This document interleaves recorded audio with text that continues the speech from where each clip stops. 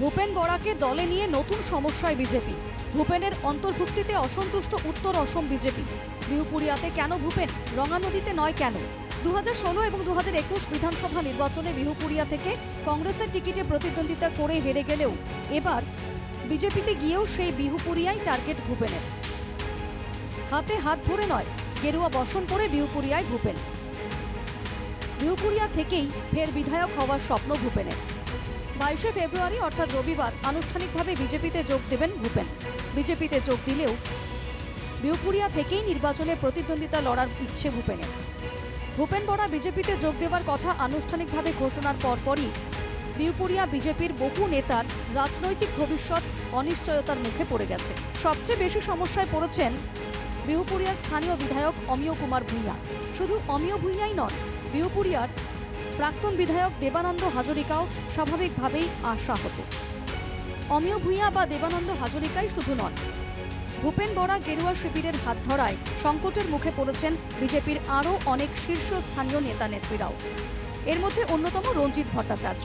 গত 5 বছর থেকে নিরলস সংগঠনের কাজে মাথার ঘাম পায়ে ফেলেছেন রঞ্জিত। মুখ্যমন্ত্রী হিমন্ত বিশ্ব শর্মার অতি ঘনিষ্ঠ হিসেবে পরিচিত রঞ্জিত আশায় ছিলেন এবার অন্তত টিকিট পাবেন, কিন্তু ভূপেনের এন্ট্রির পর এবার রাজনৈতিক ভবিষ্যৎ অনিশ্চিত রঞ্জিত ভট্টাচার্যেরও। এখানেই শেষ নয়, বিহুপুরিয়ায় প্রার্থিত্বের দৌড়ে রয়েছেন প্রাক্তন মুখ্যমন্ত্রী সর্বানন্দ সোনোয়ালের ঘনিষ্ঠ হরেন দেউড়িও। কিন্তু হরেনের সামনেও এখন গেরুয়া বসনধারী ভূপেন। ফলে স্বাভাবিকভাবেই প্রশ্নটা উঠে আসে, বিহুপুরিয়া বিজেপির জন্য একটা নিরাপদ কেন্দ্র। দলের বিধায়ক আছেন, বিধায়কের ভূমিকায় অসন্তুষ্টি থাকলে দ্বিতীয়, তৃতীয় বা চতুর্থ বিকল্পও আছে। এই পরিস্থিতিতে প্যারাশুট ল্যান্ডিং করা ভূপেনকে কেন মেনে নেবে বিহুপুরিয়া বিজেপি? এই পরিস্থিতিতে প্রশ্ন উঠছে, নবগঠিত রঙানদীতে কেন পাঠিয়ে দেওয়া হচ্ছে না ভূপেনকে?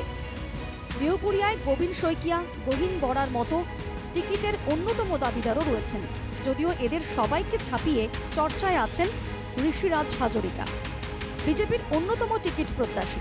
বিধায়ক হননি এখনো, তবু ঋষিরাজের হাত অনেক লম্বা। দিসপুরের সঙ্গে তার ঘনিষ্ঠতার খবর নিয়ে জোর জল্পনা প্রদেশ বিজেপিতে। তাহলে কি ঋষিরাজকে সুরক্ষিত করতেই ভূপেনকে বিহুপুরিয়া তুলে দেওয়া হচ্ছে? এটা তো শুধু টিকিটের সমীকরণ, রাজনীতিতে অসম্ভব বলে কিছুই নেই। এই পরিস্থিতিতে বিহুপুরিয়া থেকে ভূপেন যদি জিতে আসেন, তাহলে মন্ত্রিত্বও পেয়ে যেতে পারেন ভূপেন বরা। কারণ ভূপেন বরা নিজেই বলেছেন, 32 বছর বয়সে যা পাননি, 32 ঘন্টায় সেই সম্মান তিনি পেয়েছেন বিজেপিতে। আজ অনেকের প্রার্থিত্ব কেড়ে নিচ্ছেন ভূপেন, আগামীতে হয়তো কেড়ে নেবেন অনেকের মন্ত্রী হবার স্বপ্ন। পদ্ম হাজরিকা, পল্লবলোচন দাস, অশোক সিংঘল, নবকুমার দোলের মতো নেতার অন্যতম প্রতিদ্বন্দ্বী হয়ে উঠবেন ভূপেন বরা। তাই ভূপেনের দল ত্যাগে কংগ্রেসের যতটা ক্ষতি হলো, তার চেয়ে অনেক বড় হয়ে উঠেছে বিজেপি নেতাদের ক্ষয়ক্ষতির পরিমাণ। Bureau report, NKTV Bangla.